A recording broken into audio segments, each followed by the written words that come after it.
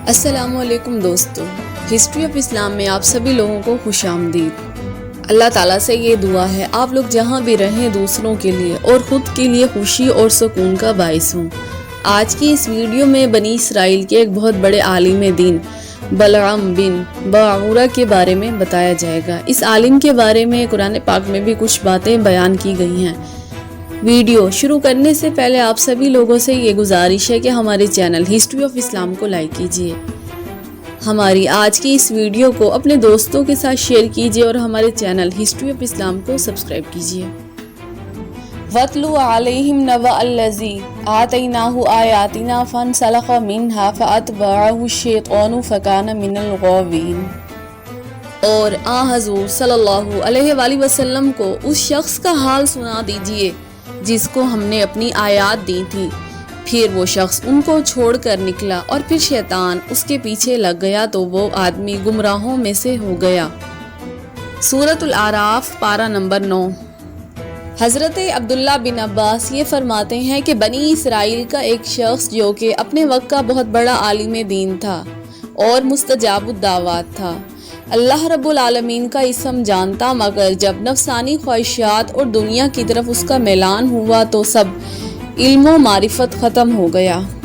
بنی اسرائیل کا وہ بادشاہ فرعون جب اپنے لشکر کے ساتھ دریا میں غرق ہو گیا اور مصر فتح ہو کر بنی اسرائیل کے پاس آ گیا، تب اللہ تعالیٰ کی طرف سے حضرت موسیٰ علیہ السلام اور بنی اسرائیل کو قوم جبارین سے جہاد کرنے کا حکم ہوا۔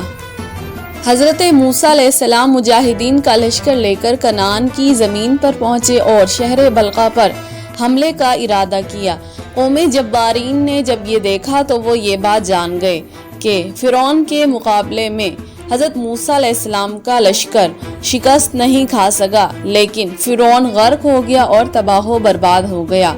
ان لوگوں نے جب یہ بات دیکھی تو انہوں نے یہ کہا کہ ہم موسیٰ علیہ السلام اور ان کے ساتھیوں کا مقابلہ نہیں کر سکتے۔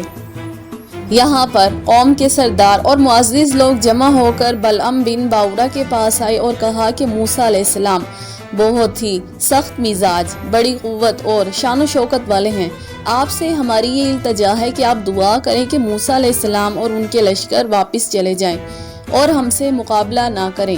بلعام بن باعورہ نے یہ جواب دیا، دینہ و دینی واحد وہذا شیء لا یکون، ایسا نہیں ہو سکتا، موسیٰ علیہ السلام میرے ہم مذہب ہیں، جو ان کا دین ہے وہی میرا دین ہے، میں ان کے حق میں بد دعا کیسے کر سکتا ہوں؟ میں جانتا ہوں کہ وہ اللہ کے نبی ہیں، ان کی مدد کے لیے اللہ رب العالمین کے فرشتے اور ایمان والے لوگ ان کے ساتھ ہیں، اگر میں نے بد دعا دی تو میں خود دنیا اور آخرت میں تباہ و برباد ہو جاؤں گا، دونوں جہاں میں میرے لیے ذلت اور رسوائی ہوگی۔ جب سرداران نے بہت زیادہ اصرار کیا تو بلعام نے جواب دیا، اچھا میں اللہ رب العزت سے ان کے بارے میں معلوم کروں کہ دعا یا بد دعا کرنے کی اجازت بھی ہے یا نہیں۔ بلعام نے اس رات استخارہ یا پھر کوئی عمل کیا۔ خواب میں بلعام کو یہ بتایا گیا کہ موسیٰ اور ان کے لشکر کے لیے ہرگز بد دعا نہ کی جائے۔ بلعام نے استخارے کے بعد صاف انکار کر دیا کہ مجھے بد دعا کرنے سے سختی کے ساتھ روک دیا گیا ہے۔ بعض روایات میں یہ بات آتی ہے کہ شاہ بلقا نے دھمکی دی، اگر تم نے بد دعا نہ کی تو تمہیں سولی دے دی جائے گی یا دردناک موت دے دی جائے گی۔ بعض مفسرین اس بات کے قائل ہیں کہ قوم نے ایک بہت بڑی رقم رشوت کے نام پر اس کی بیوی کو دے دی۔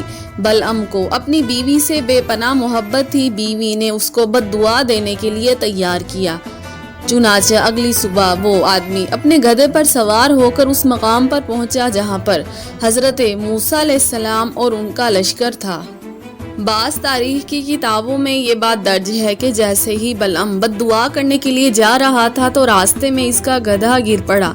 بلعام اس کو بار بار آگے لے جانے کی کوشش کرتا مگر اس کا گدھا اپنی جگہ سے نہ ہلا۔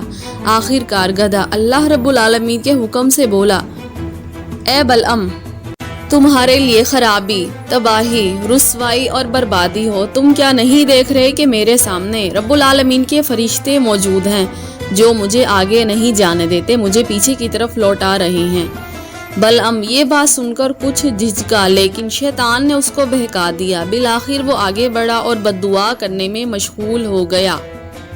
مگر اس وقت قدرت الہیہ کا عجیب و غریب کرشمہ ہوا۔ بلعم بد دعا کے لیے جو الفاظ حضرت موسیٰ اور ان کی قوم کے لیے استعمال کرنا چاہتا تھا، وہ تمام الفاظ قوم جبارین کے لیے اس کی زبان سے نکل گئے۔ قوم جبارین نے جب یہ دیکھا تو وہ سبھی لوگ چلا اٹھے اور یہ کہنے لگے، تم تو ہمارے لیے ہی بد دعا کر رہے ہو۔ بلعم نے یہ جواب دیا، میری زبان سے نکلنے والے الفاظ میرے اختیار سے باہر ہیں، میں جو کچھ بھی کہہ رہا ہوں میں اس کے بولنے پر قادر نہیں۔ اس کی بد دعا کا نتیجہ یہ ہوا کہ بلعم کی زبان اس کے سینے پر لٹک گئی اور اس کی اپنی ہی قوم تباہی اور بربادی میں مبتلا ہو گئی۔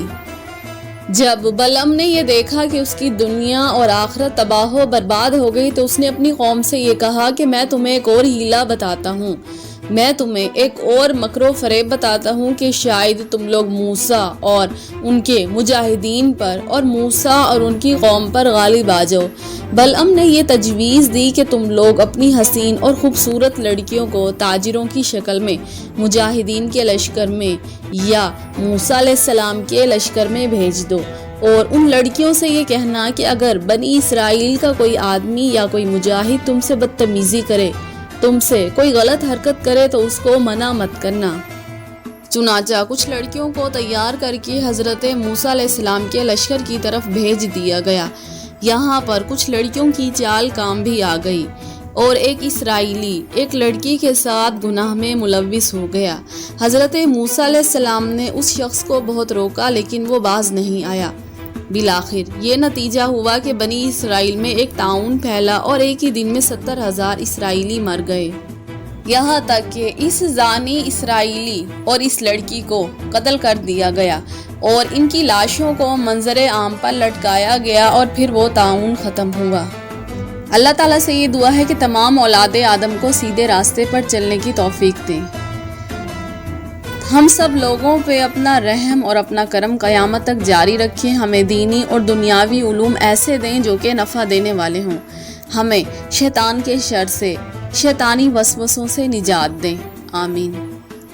دوستو، اگر آپ لوگوں کو ہماری آج کی یہ ویڈیو اچھی لگے تو پلیز ہمارے چینل ہسٹری آف اسلام کو ضرور لائک کیجیے، ہماری آج کی اس ویڈیو کو اپنے دوستوں کے ساتھ بھی شیئر کیجیے اور ہمارے چینل ہسٹری آف اسلام کو ضرور سبسکرائب کیجیے۔